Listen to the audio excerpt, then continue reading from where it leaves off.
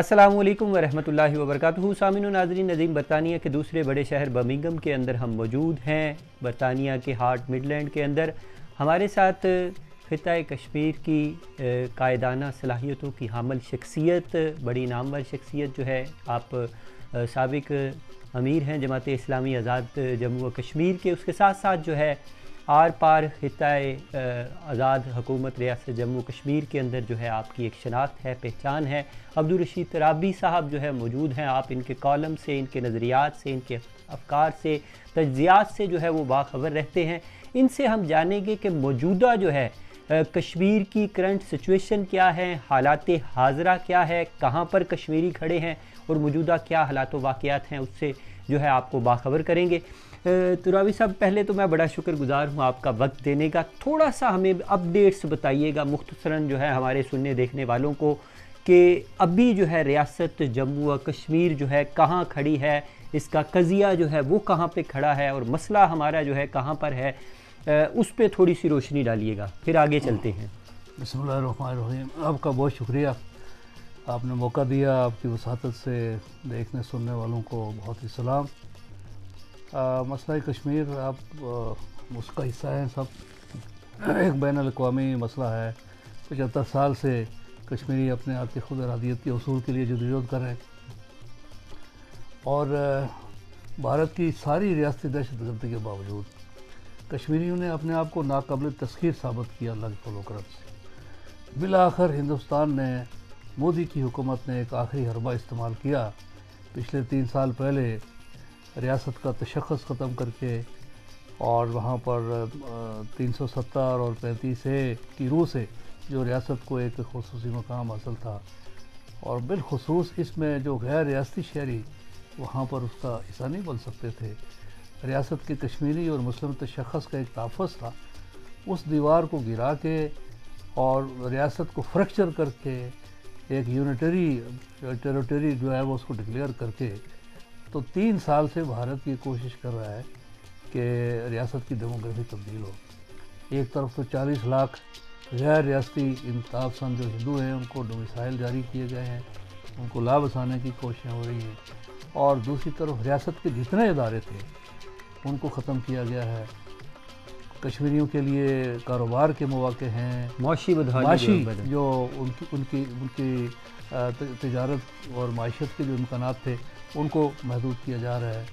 मसला रियासत की जो अपने एक सर्विस स्ट्रक्चर था जिसकी रूह से रियासती इंतज़ामिया के जो ऑफिसर्स थे मकामी तौर पर वो रियासत के उस पब्लिक सर्विस कमीशन के ज़रिए मुंतखब होते थे, वो सिलसिला ख़त्म हो गया है। और इस वक्त एक मामूली जो इंतज़ामी अफसर है SHO और ASC की सतह पर भी उसको मरकज़ से नामज़द किया जा रहा है। इंताब संदाना सोच के जो ऑफिसर उनको मुतय्यन किया जा रहा है। रियासत का एक बहुत बड़ा इदारा था जम्मू कश्मीर बैंक, जो कि पूरे हिंदुस्तान में उसकी हज़ारों शाखें थीं और उसमें बड़ी तादाद में कश्मीरी, इसमें से स्टेट सब्जेक्ट जो है वो एम्प्लॉयमेंट हासिल कर सकता था, उसको उन्होंने ख़त्म करके बिल्कुल जो है इंटीग्रेट कर दिया है। इस बैंक की वसातत से जो कश्मीरियों को सहूलतें हासिल थी, कम शरह सूद पर या बग़ैर सूद के भी जो है वो कर्ज़े मिलते थे और लीज़ मिल जाती थी और मुलाजमतों के मौके थे, वो सारे ख़त्म हो गए हैं। मुसलसल कर्फ्यू की कैफियत है। हमारी जो बड़ी तारीख़ी मसाजिद हैं, जामा मस्जिद 3 साल से वो अमलन बंद है। एक दो दफ़ा कोली जब चाहते हैं वो बंद कर देते हैं। और इसी तरह से हमारे कायदीन के साथ जो कुछ हो रहा है, गिलानी साहब मोहतरम जिस तरह से घर में नज़रबंद रहे साल से, और फिर जिस तरह से तौहीन आमेज़ सलूक किया गया उनकी मैयत के साथ, अशरफ सराई साहब के साथ जो कुछ हुआ, यासीन मलिक साहब के साथ इस वक्त जो सज़ा है, और बाकी हमारे कायदीन जो है शबीर शाह हैं, यासीन मलिक हैं या दीगर और मसरत आलम हैं, आसिया इंद्राबी हैं, मीरवाइज साहब अपने घर में नज़रबंद हैं। तो उनकी कोशिश ये है कि एक तो कश्मीरियों के लिए कारोबार और उनकी माशियत के जो मौके महदूद किए जाएँ और बाहर से लाखों लोग जो है उनको बसाया जाए, और कश्मीरियों को क्रश, उनका जो जज्बा आज़ादी है उसको क्रश करके तुराबी साहब उनको सबमिट किया जाए। आम जो फ़ाहम लोग हैं वो ये सोचते हैं कि इस दौर के अंदर जो एक मुसलमा की आदत थी, हुर्रियत की आदत जिसको कहा जाता था, वो मंजर आम से गायब है। क्या इसमें कोई हकीकत है, मुबालगा राई है, उस पर रोशनी डालिए। नहीं, हुर्रियत की आदत तो अब जो हमारे सीनियर कायदीन थे, दो बहुत चोटी के नामवर कायदीन थे, गिलानी साहब और उनके दोस्त दस्तराज सराय साहब, वो तो इस दुनिया से रुखसत हो गए। और बाकी जो हमारे कायदीन हैं वो इस वक्त मौत की कोठरी में बंद हैं, डिटेन हैं या घरों के अंदर डिटेन हैं। और हिकमत अमली है कि इस तहरीक को क़यादत से महरूम करके एक लीडरलेस मूवमेंट अपनी क़यादत से लोगों को मायूस करके तो उनको सब्जुगेट किया जाए, उनको गुलामी के परवाने पर दस्तखत करने पर मजबूर किया जाए। लेकिन इसका जो दूसरा पहलू है वो अल्लाह के फजल करम से कश्मीरी जो है वो डटे हुए हैं, अपना हक सरेंडर करने के लिए तैयार नहीं हैं। और जो मज़ामत का दायरा है वो वसी हो गया है। हिंदुस्तान की जो अपने दानश्वर हैं, यशवंत सिन्हा जैसे, अरुंधति राय जैसे, यानी सियासतदान और दानश्वर, वो लिखने वाले, बोलने वाले तज्जिए पेश कर रहे हैं कि कश्मीरी जो है पहले से ज़्यादा हिंदुस्तान से मुतनफ़र हो गया है।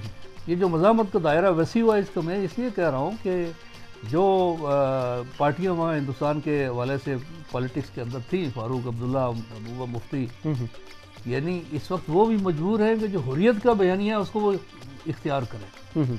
ये सब लोग भी कहते हैं कि जो ये इक़दामात हुए हैं अगस्त 2019 के, इनको जो है हकीकत जो है वो सामने आ गई होना चाहिए। तो रवि साहब ये तरह मुझे से सिख है, इसी तरह से डोगरे हैं, मिनारिटी जो है वहाँ पर अक़लियतें जो है वो तो वो सब भी, यानी कोई भी इसको कबूल करने के लिए तैयार नहीं। जम्मू रीजन के अंदर बड़ी मज़ामत है, वो समझते हैं कि भाई 40 लाख ये पता नहीं वैली में जाएंगे नहीं जाएंगे, इनका जो पहला पड़ाव होगा वो जम्मू होगा, तो लिहाजा वो हमारे हिस्से का केक खाएंगे। इसलिए जम्मू के अंदर मज़ामत है। वहाँ की सारी बार एसोसिएशन ने मुत्तफ़िक़ा तौर पर गुज़श्ता अरसे में एक कॉन्फ्रेंस करके तो इन इक़दामात को मुस्तरद किया है और रियासत का जो तशख़्ख़ुस है उसकी बहाली के लिए एक मुत्तफ़िक़ा तो साहब मुझे ये बताइएगा कि आप समझते हैं कि 2002 के अंदर जो गुजरात राइट्स हुए, चीफ मिनिस्टर था नरेंद्र मोदी और अमित शाह जो है उसके साथ था, जो ज़िम्मेदारान थे उनको यानी end of the day summer ये मिला कि वज़ारत उज़्मा और वज़ीर दाखिला के तौर पर जो है उभर कर सामने आए।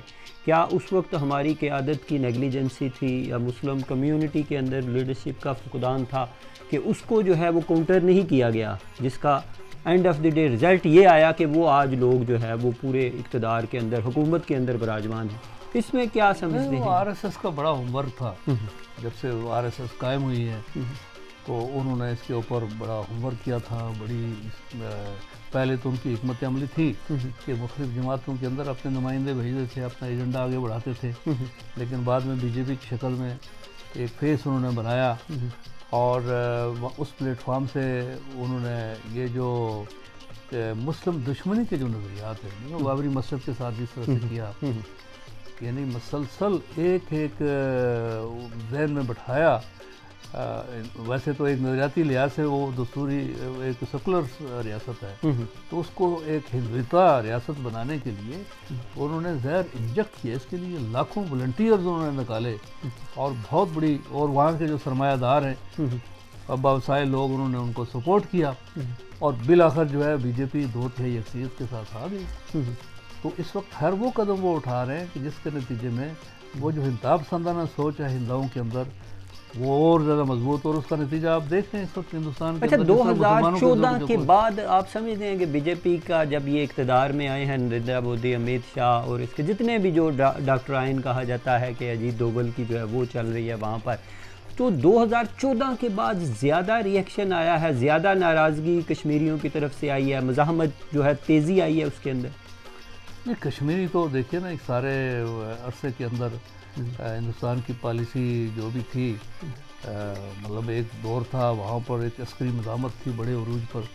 जब इधर से मसाइल पैदा हुए तो उसके नतीजे में उन्होंने पॉलिटिकल प्रोफाइल उसका बढ़ाया, उसको रोकने के लिए उन्होंने पहले गन का इस्तेमाल किया, फिर वो नहीं रोकी। हमारे शेख अजीज़ जैसे जो कायद हैं उनको उन्होंने शहीद किया, बाकी कायदीन के साथ जो कुछ किया, लेकिन यह है कि वो मज़ामत वो फैलती चली गई। ये बिल्कुल एक आखिरी, ये एक उनका एतराफ़ शिकस्त है। और देखिए, जब दुनिया की तारीख ही बताती है कि इस्तेमार जो है, जिस तरह से वो दिया बुझने से पहले एक मरतबा उसका अलाव बुलंद होता है, तो मैं तो यही देख रहा हूँ फ्रांस का जो कुछ हशर हुआ अलजायर के अंदर, आखिर में उन्होंने भी अलजायर को इसी तरह से अनक्स किया था, अपना हिस्सा बनाया था, एक सूबा बना दिया था। लेकिन बिलाखिर उनको शिकस्त। तो कश्मीर के अंदर भी अल्लाह का फजल है कि पूरी कौम यानी जितना जो दबाएंगे, जितना जो है तसल्लुत जोर जबरदस्ती करेंगे, उसका रिएक्शन आएगा। रद्द अमल के अंदर जो है वो आज़ादी बिलाखिर जो है वो हासिल होगी। और मैं समझता हूँ कि नरेंद्र मोदी एक साल उससे बड़ा गनीमत है कि उसकी वजह से दुनिया को मालूम हुआ है कि क्या हो रहा है, हकीकत क्या हो रहा है, क्या इनके अज़ाइम हैं। और आप देखें यहाँ बरतानिया में जिस तरह से अल्हम्दुलिल्लाह सरगर्मी हुई हैं, या बैनुल-अक़वामी ज़राए अबलाग हैं, इंसानी हुकूक़ की तंजीमें हैं, बैनुल-अक़वामी ह्यूमन राइट्स जो कमीशन है अक़वाम मुत्तहिदा का, उसकी जो रिपोर्ट्स हैं, दुनिया का इलेक्ट्रॉनिक प्रिंट मीडिया है वो इनको एक्सपोज कर रहा है। और बिल्कुल एक हिटलर सानी जो है, जिस तरह से हमारे साबिक़ वज़ीर-ए-आज़म इमरान खान ने एक नैरेटिव दिया था, उसमें मैं समझता हूँ कि बड़ा दुनिया को समझने में आसानी हुई है। और इस नैरेटिव को ख़ास तौर पर मगरबी दुनिया के अंदर वो खमियाजा भुगता है। यहाँ पर करोड़ों इंसान उस सोच के नतीजे में यहाँ जंग में लुक़मा अजल बने हैं। तो इस नैरेटिव को आगे बढ़ाने की ज़रूरत है। और इस वक्त हिंदुस्तान के अंदर मुसलमान, वहाँ की अक़लियात, सिख देखें, और वहाँ के जो है वो दलित, उनके साथ जो कुछ हो रहा है, वहाँ की अक़लियात, उसके नतीजे में 16-17 कश्मीरी जो है अपनी अब ये आवाज़ उठाते रहे कि यार ये जो है सिलसिला जो है अक़लियतों पर आएगा, ये रिज़ल्ट जो है सबको भुगतना पड़ेगा। जब कश्मीरियों पर जुल्म हुआ, कुछ लोग जो हैं वो खामोशी भी इख्तियार करते, मसलहत का शिकार रहे। तो राबी साहब मुझे ये बताइए कि वहाँ पर जो ब्लैक लॉज हैं, जिनको जो है वो काले कवानीन कहा जाता है, एफसा है या जो भी वहाँ पर PSA है, दीगर जो है वो चल रहे हैं, तो उनमें से आज तक किसी को भी जो है वो यानी उसके ख़िलाफ़ काउंटर जो है हमारा अच्छा अटैक जो है, अटैम्प्ट जो है वो सामने नहीं आई, जिसकी वजह से जुल्म व जबर और फ़ौजी जो क़यादत है उसको बहुत ज़्यादा जो है तक़वियत और ताकत हासिल हुई है। तो इन चीज़ों पर हमारी नाकामी की क्या वजूहात हैं? देखिए, उसमें एक तो जितने इम्कानात इस हवाले से बैनुल-अक़वामी सफ़ारती महाज़ पर हमें दस्तयाब हैं, उनसे हमें इस्तेफ़ादा करना चाहिए। और इससे पहले मैं समझता हूँ कि कोशिशें हुई हैं, लेकिन जितनी भरपूर काविशें होनी चाहिए थी, ख़ास तौर पर 3 साल से जो कुछ मोदी ने किया है, ये इतनी बड़ी स्पेस इंटरनेशनली हमें मिली है, तो उसमें कोई फॉलो अप, एक अच्छी मुस्तर हिकमत अमली अभी तक नहीं हम बना सके हैं।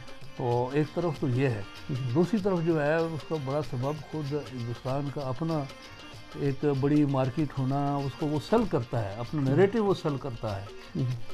और आपको पता है कि इस वक्त जो भी दुनिया के मामलात हैं, सफारतकारी है, हमायत और मुखालफत है, वो कोई अखलाकी बुनियादों पर नहीं है, माशी बुनियाद, बस वो माशी बुनियादों पर है। ट्रेड जो है, तिजारत को ज़्यादा इंसानी हकूक़ पर कंप्रोमाइज़ कर दिया जाए। कारों दानिशवरों से हमारी मुलाकात होती रहती है, वो कहते हैं जो कुछ हो रहा है हमें बड़ी तशवीश है, लेकिन चूंकि हमारी वो बड़ी एक मार्केट है। अच्छा, ये जो बड़ी मार्केट है, ये डबल स्टैंडर्ड है इसके लिए, हाँ, इसके लिए यानी हम कैसे अपना मौक़िफ़ आगे बढ़ाएं। हम जो कहते हैं कि भाई ये बड़ी मार्केट आपकी जो है किसी वक्त ब्लो अप कर जाएगी, इसलिए कि जो खतरे की घंटी जो है वहाँ पर बज रही है। 2 न्यूक्लियर पावर्स जो हैं उनके दरमियान ये कशमकश है, 3-4 जंगें हो चुकी हैं, अफवाज जो है आमने सामने खड़ी है, डेली कोई ना कोई कशमकश। और मोदी की जो हिकमत अमली है किसी वक्त भी उस खित्ते को एक एटमी जंग के धाने की तरफ धकेल सकती है। अच्छा, हमारे पास जो है जी एविडेंस की बात करें तो हमें आपके इल्म में होगा कि EU डिसइंफो लैब जो है वो एक्सपोज हुई, 15 साल तक जो है फेक वेबसाइट और इंटरनेट और मीडिया 5th जनरेशन वार के ज़रिए से जो है वो सबोताज किया गया कश्मीर की काज को। उस पर जो है उसके बावजूद हम जो है उसे कैश नहीं करवा सके। उसके बाद 2018 के अंदर 14 जुलाई के अंदर मैं United nation human rights council के अंदर मौजूद था, जब ज़ैद अल रायद ने जो है वो अपनी रिपोर्ट जो है कश्मीर के हवाले से बड़ी कम्प्रीहेंसिव रिपोर्ट आई, वो सामने आई। वहाँ पर 17 रिकमेंडेशन जो है वो इंडिया को दी गई, फिर 7 रिकमेंडेशन पाकिस्तान को भी दी गई, फिर 2019 के अंदर उसे अपग्रेड भी किया गया। उसके बावजूद जो है कोई मसला जो है वो जूं का तूं दिखाई देता है। क्या वजूहात है, फेलियर की क्या वजूहात है? देखिए जी, इसमें हमें खुद हिंदुस्तान के तर्ज अमल से सीखना चाहिए कि वहाँ भी दाखिली बड़ी कशमकश है, लेकिन इसके बावजूद इस 3 साल के अरसे में मेरा ख्याल है कोई 8-10 तो कॉन्फ्रेंसें, कौमी कॉन्फ्रेंसें मोदी ने की हैं। यानी कांग्रेस और उनके दरमियान बड़ी कशमकश है। इसके बावजूद कश्मीर के मसले पे हमारे यहाँ पाकिस्तान में जो सूरत हाल है, हमारे जो कायदीन एक छत के नीचे बैठने के लिए तैयार नहीं है। यानी पावर पॉलिटिक्स में वो सारी मुल्की तरजीहात और कश्मीर कौमी बयानिया यानी कौमी बयानिया तो एक बना हुआ है कि भाई अक़वाम मुत्तहिदा की करारदाद है, उसकी रूह से हक़ ख़ुदारियत ये पाकिस्तान की रियासत का एक कौमी बयानिया है।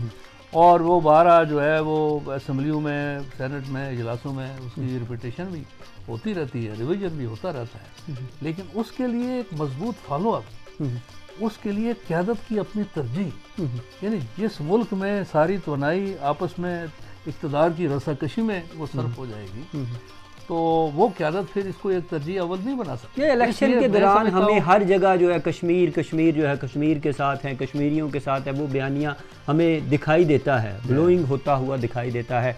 इलेक्शन के बाद जब इक़्तिदार में आते हैं वो गायब हो जाता है, प्रैक्टिकली कोई end of the day result नहीं आता। ये इसको क्या समझे हम? बिल्कुल ये एक कमज़ोरी है और अल्लाह का शुक्र है पाकिस्तान जो है वो दुनिया की पहली इस्लामी एक एटमी ताकत है, स्ट्रेटेजिक उसकी जो लोकेशन है, बैनुल अक़वामी जो है इस वक्त जितने प्लेयर्स हैं वो पाकिस्तान के रोल को नज़रअंदाज नहीं कर सकते। तो पाकिस्तान की क़यादत की ज़िम्मेदारी है कि अपनी स्ट्रेंथ को समझे और इसको वो इस्तेमाल करे, और ये हम देख रहे हैं कि बदकिस्मती उसका फुकदान है। इन हालात में फिर हमारी ज़िम्मेदारी है, कश्मीरी लीडरशिप की ज़िम्मेदारी है कि वो जो है पाकिस्तान में ज़ाहिर है हमारे यहाँ जो पार्टियाँ हैं अमलन पाकिस्तान की पार्टियों की एक्सटेंशन ही हो गई है, तो उनसे हम ये कहते हैं भाई हम भी जमात इस्लामी का एक नज़रियाती हिस्सा है, हम तंजीमी हिस्सा तो नहीं है लेकिन नज़रियाती हिस्सा है यकीनन। लेकिन हम जमात इस्लामी पाकिस्तान को कश्मीर के हवाले से जो राय देते हैं अल्हम्दुलिल्लाह वो एहतराम करते हैं, उसको पूरा एक आपका जो वास्ट एक्सपीरियंस है, तजर्बा है, इसके लिए बाकी पार्टियां जो हैं हमारी कश्मीर की जो लीडरशिप है वो भी पाकिस्तान की अपनी कौमी जमातों को ऑन बोर्ड रखे और फोकस करे कश्मीर के इस मसले के बिला मफाद जो है वो हर नज़रियात से सियासी जो है मफादात से हट कर। अब्दुल रशीद रावी साहब, आपका एक बड़ा वास्ट एक्सपीरियंस है, तजर्बा है, मुशाहिदा है, तजिया है, आपने रियासत के आर पार दोनों तरफ का आपसे जो है कनेक्शन है और आपको पता भी है कि अंदर क्या हालात व वाक़यात हैं, रियलिटी से, हकीकत से आशना है। डायस्पोरा कम्युनिटी का क्या किरदार है, सोल्यूशन क्या है, उस हवाले से कंक्लूड कीजिए। देखिए अभी 3 साल में हमने देखा है कि जितनी अच्छी और मसर सरगर्मियाँ यहाँ हुई हैं बरतानिया में, उसमें यहाँ हमारे मेंबरान पार्लियामेंट हैं, काउंसलर्स हैं, हमारी कम्युनिटी, हमारी तहरीक कश्मीर है, फ़हीम कियानी साहब की क़यादत में अल्हम्दुलिल्लाह यहाँ बड़े मजबूत मुजाहरे हुए, मसर मुजाहरे हुए और सब ने मिलकर किए जी। वहाँ से भी हमें ये बुलाते रहे। तो फिर हमारे पार्लियामेंट के अंदर जो डिबेट्स हुए हैं उसके नतीजे में एक बड़ा हौसले का पैगाम पहुँचा है। यूरोपीय पार्लियामेंट के अंदर जो है डिबेट हुई है, वहाँ के पार्लियामेंटेरियन ने खुतूत लिखे हैं, अमेरिका में कांग्रेस के अंदर डिबेट हुई है, हेयरिंग हुई है बाकायदा। तो ये सरगर्मी 1 करोड़ के करीब पाकिस्तानी और कश्मीरी डायस्पोरा है दुनिया के जो दर्जनों ममालिक के अंदर, ख़ास तौर पर यूरोप में और अमेरिका में और खलीजी ममालिक में। तो ये हमारी बहुत बड़ी ताकत है और उनसे हम यही गुजारिश करना चाहेंगे कि जिस तरह आपने इससे पहले की है अपनी काविशों को और मौसर बनाने की ज़रूरत है। यहाँ जितना पोटेंशल है यहाँ यकीनन बड़े मुजाहरे हुए हैं, लेकिन अभी तक उतना बड़ा मुजाहरा हम नहीं कर सके जितना हम कर सकते हैं। यानी यहाँ हम कहते हैं कि 10-15 लाख लोग हैं और मुस्लिम कम्युनिटी है, उसके अलावा यहाँ बड़ी लाबीज है जो जंग के ख़िलाफ़ लाखों जी पीस के लिए जो है स्टॉप द वॉर कोलिशन है, दीगर जो है वो काम कर रहे हैं। कोई हम 2019 के अंदर देखें जी, 5 अगस्त 2019 के बाद यहाँ पर जो मुजाहरे हुए हैं लंदन के अंदर, यानी हज़ारों जो है कश्मीरी पाकिस्तानी ह्यूमन राइट्स से मोहब्बत करने वाले निकले हैं। उसकी बादगश्त यूनाइटेड नेशन सिक्योरिटी काउंसिल के अंदर भी सुनाई दी, उसका रिजल्ट भी आया। जिस दिन हमने नकद 2-3 लाख लंदन की गलियों में मार्च के लिए लोग ले आएगा, उस दिन आप देखेंगे कि बरतानिया की पॉलिसी भी बदलेगी, बैनुल अक़वामी पॉलिसी भी बदलेगी। इसके लिए हमें जो है खुद जो है वो खड़े होना, यहाँ खड़े होना है। यहाँ के मेंबरान पार्लियामेंट उनके साथ रवाबत और बढ़ाना है और काउंसलर्स अल्हम्दुलिल्लाह यहाँ कई काउंसल्स में हमारे लॉर्ड मेयर हैं, नुमाइंदगी है उनको मौसम, और यहाँ की जो थिंक टैंक्स ऑक्सफोर्ड, कैम्ब्रिज, दुनिया के लीडरशिप यहाँ से अपनों के साथ साथ बेगानों को भी जो है इसके अंदर, और यहाँ का मीडिया है, यहाँ के ज़राए अबलाग हैं, उनसे हम मिलें, ख़ास तौर पर जो नौजवान नस्ल है, जो चीज़ एक मिसिंग है हमारी सारी जद्दोजहद में यहाँ पर। हमारे जो बुज़ुर्ग हैं, नौजवान हैं, वो जो पाकिस्तान से आए हैं वो तो बड़े मुतरक हैं, जो यहाँ के बराटप हैं वो फ़िलिस्तीन में माशाल्लाह बड़े कमिटेड हैं, लेकिन कश्मीर पर लाताल्लुक़ है, ये एक बड़ा सवालिया निशान है। तो उनको अपनी जद्दोजहद का हिस्सा बनाना और पढ़े लिखे लोगों के ज़रिए यहाँ के थिंक टैंक्स को एड्रेस करना, मैं समझता हूँ कि ये एक बड़ा चैलेंज है। इसे ओहदा बरा होने के लिए हमें हिकमत अमली। बहुत शुक्रिया अब्दुल रशीद तराबी साहब के एहसासात, ख़यालात, जज्बात आपने सुने, इनकी कोई जो भी नज़रिया है।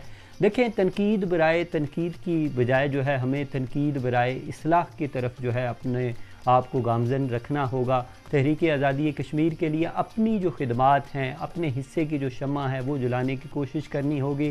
सूरत शमशीर है दस्ते क़ज़ा में वो कौम करती है जो हर ज़मां अपने अमल का हिसाब। तो हमें अपना भी एहतसाब करना है, ख़ुद एहतसाबी की आदत जो है वो डालनी है, अपने गिरेबान में झांकना है कि हमने कश्मीर के लिए क्या किया और हमें क्या करना चाहिए, अपनी वसात के मुताबिक, अपनी हैसियत के मुताबिक। अपने मेज़बान असफ इरफान ताहिर को अब तक के लिए इजाज़त दीजिए। एक नए प्रोग्राम, नए अज़म के साथ दोबारा आपकी खिदमत में हाजिर होऊंगा। अल्लाह निगहबान।